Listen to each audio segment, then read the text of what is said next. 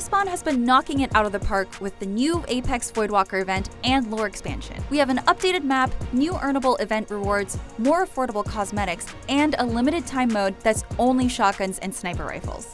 As if that wasn't enough content to sink our teeth into, there are even more leaks being uncovered for possible events, legends, and skins in Season 3. Before we dig into the spicy leaks, let's go over what's happening right now.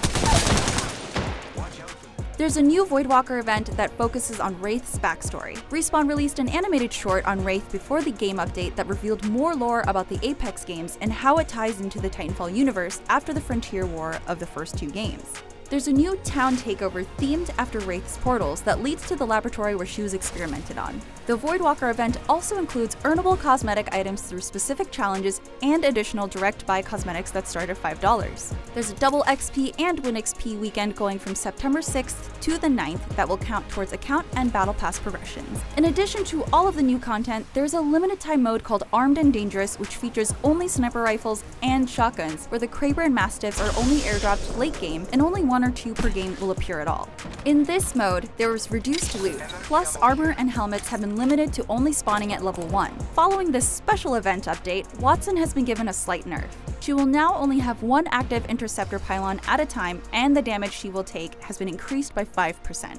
Now that we've caught up with what's live in-game, let's take a look at what's been unearthed by data miners this week. The YouTuber, The Gaming Merchant, has uncovered the build of an evolving body shield that starts at level 1, with your basic 150 shield and gains strength with kills. In total, it can build up to level 4 that grants 125 extra health. If this is something that is implemented in-game, it would vastly change the battlefield for players who are confident in getting multiple kills, giving them more opportunities to survive early to late game. People on Reddit have also come across new possible skins for Lifeline, Bloodhound, Wattson, and Mirage on their character select screens. Lifeline has an angel-themed skin, while Bloodhound seems to resemble more of a demon or devil. Players have speculated this might be specific skins for each character's box edition set as bonus rewards. Whatever the case is, I hope these are skins that will become available in the future since they look unique and unlike any other designs we've seen so far. So here are the 2 most interesting leaks I've found so far: a possible PvE mode, and information on Crypto's drone.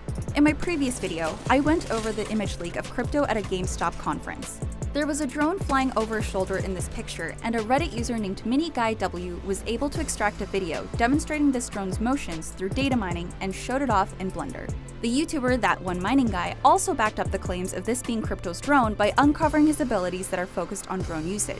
The speculation so far is that his tactical ability grants an aerial drone surveillance camera that lasts for 40 seconds with a 200-meter range. This can be destroyed, but can also hack doors, loot bins, and pick up banners. Crypto's passive points to an ability called Neuralink that lets Crypto and his teammates see what the surveillance drone detects up to 30 meters away.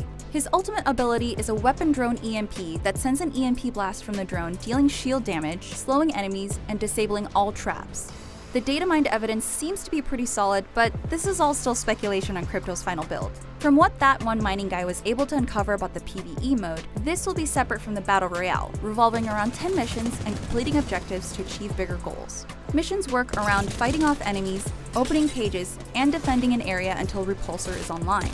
Completion of these missions will grant players loot and cosmetics that will likely be tied to the PvE mode and not the Battle Royale. There will be specific challenges that revolve around the PvE mode as well. What was particularly interesting was that the PvE challenges data mined also revealed wall running challenges, which hints at a classic Titanfall gameplay mechanic being implemented in Apex. Additionally, there are other challenge files that involve dropping your Titan that have been leading players to believe Titans may be coming to Apex. If true, this goes against what Respawn previously stated to IGN, which was that Titans didn't work within the Battle Royale genre. Drew McCoy, executive producer, said that during development of Apex Legends, we prototyped a lot of stuff. Having come from Titanfall 2, we tried wall running and double jumping and triple jumping, and all sorts of crazy stuff. And the goal of the game from a development standpoint was to create something strategic and masterable and learnable and very deep. And a lot of those mechanics were detrimental to those goals. However, McCoy only pointed out that Titans and wall running did not work in terms of balancing with the Battle Royale, which would leave this potential PvE mode open to possibilities. As a hardcore Titanfall fan, this unnamed PvE mode sounds a lot like Frontier Defense from the 2 Titanfall games. Frontier Defense is a wave-based, co-op game mode where 4 pilots or players work to defend an objective called the Harvest roster from multiple waves of enemies, ranging from basic grunts, specters, and later even titans. This is similar to how players would have to defend the repulsor area until the tower is online. Also, in the data mined information about the PvE mode in Apex, there's a list of enemies players will fight against that are taken from the Titanfall universe, such as Spectres, Reapers, Prowlers, and Stalkers, enemies that were faced in waves in Frontier Defense.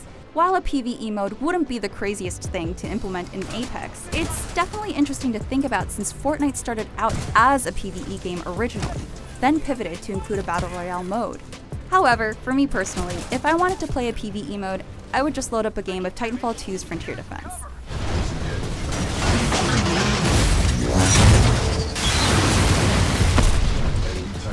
With the new event dropping in-game and lots of future content leaks being discovered, there's a lot to consider within the Apex universe. Would you want more animated short videos on the other Apex legends? How many of these data mined leaks do you think are accurate? How do you feel about a possible PvE mode within the Apex games? Let me know in the comments below, and for everything Apex and gaming, keep it here at IGN.